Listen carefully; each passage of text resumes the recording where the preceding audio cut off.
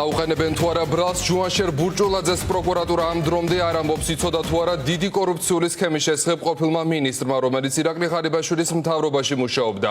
სუსი ამტკიცებს, რომ დანაშაული იმ დროს მოხდა, როდესაც მთავრობას ღარიბაშვილი ხელმძღვანელობდა. საეჭვოა, რომ ამ კორუფციული გეგმის შესახებ მას არაფერი სცოდნოდა. საბრალდებო სკამზე კი თავდაცვის უწყების ყოფილი მაღალჩინოსნები არიან. ჯუანშერ ბურჭულაძის მოადგილე ბურჭულაძის ცორიზმა და შესყიდვების დეპარტამენტის ყოფილი უფროსი. დაკავებულები თავს უდანაშაულოდ მიიჩნევენ. გამოძიების ვერსიით ბურჭულაძის ცოლის ძმის ვასილ მხეიძის დახმარებით უფრო მაღალ ფასად იყიდეს შედარებით დაბალ ფასად ღირებული აპარატურა, რომელიც სამხედრო ჰოსპიტალისთვის იყო გაკუთვნილი. გამოძიების თანახმად სახელმწიფოს ამ სქემით სულ მცირე 1,073,728 ლარის ზიანი მიადგა. რა თქოს პროცესზე დაკავებულებმა და რა გადაწყვეტილება მიიღო მოსამართლემ. ნინი ბალანჩივაძე დეტალებით უერთდება ფორმულას პირდაპირ ეთერს. ნინი გისმენთ.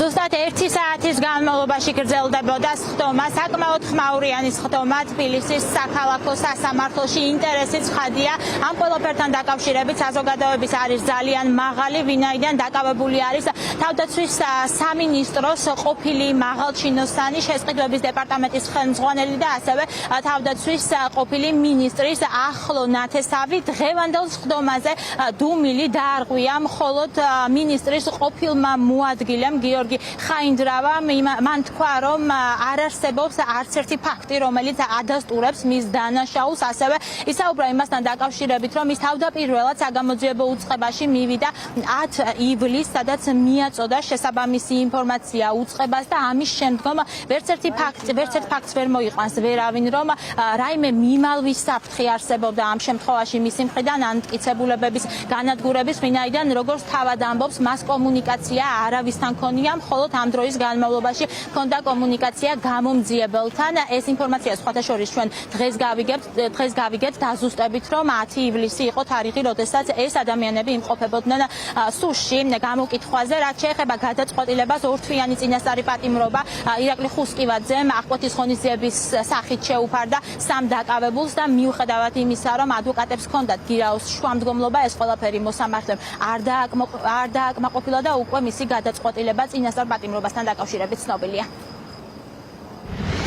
ბრალი გედებათ წინასწარი შეთანხმებით ჯგუფის მიერ სამსახურეობრივი უფლებამოსილების გამოყენებით დიდი ოდენობის თანხის გაფლანგვაში. გასაგებია თქვენთვის ბრალდების შინაარსი. ბრალდების შინაარსს გავეცანი, უბრალოდ არ ვეთანხმებით. ჩემზე არავინ ამოდავე, ხელსაც არავინ მადებს და არც მოწმეებთან მქონია კონტაქტი. მიუხედავად იმისა, რომ ვიცოდი ვინ იყვნენ. საგამოძიებო სამსახურში გამოკითხვის შემდეგ პირიქით სახლში ვიჯექი და თავს ვარიდებდი გარეთ გასვლასაც. მხოლოდ გამომძიებლებთან მქონდა კომუნიკაცია.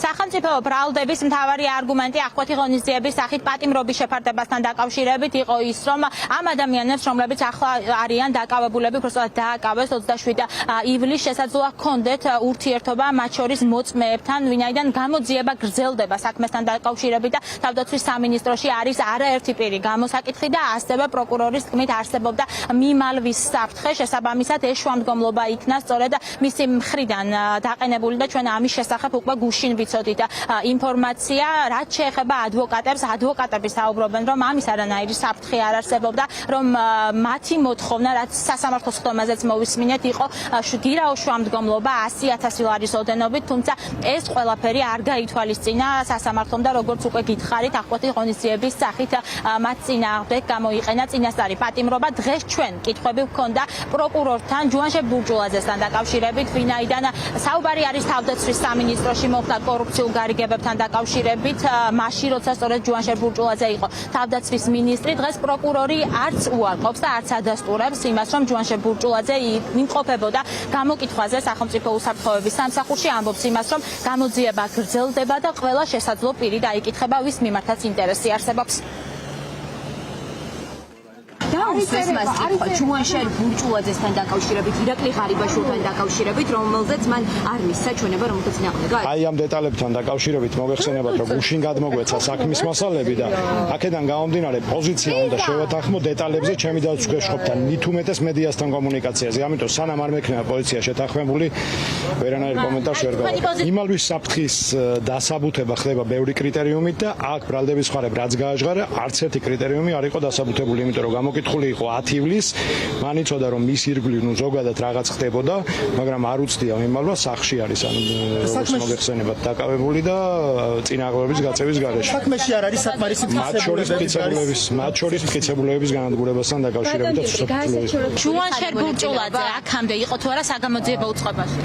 სხვა კომენტარს ვერ გავაკეთებ გამოძიების ინტერესებიდან გამომდინარე, ვინ გამოუკითხეთ, რა მიმართულებით მივდივართ, რა ვერსიებს ვამოწმებთ ამასთან დაკავშირებით. არ გამორიცხავს რომ ჯუანშერ ბურჭულაძე თუ აქამდე არ გამოკითხულა, მაშინ აწი გამოიკითხება, იმიტომ რომ გვაქვს ინფორმაცია რომ გამოიკითხა ჯუანშერ ბურჭულაძე. ყველა ვერსიას რაც გამოძიებაში არსებობს, ბრალდების ხარე ამოწმებს.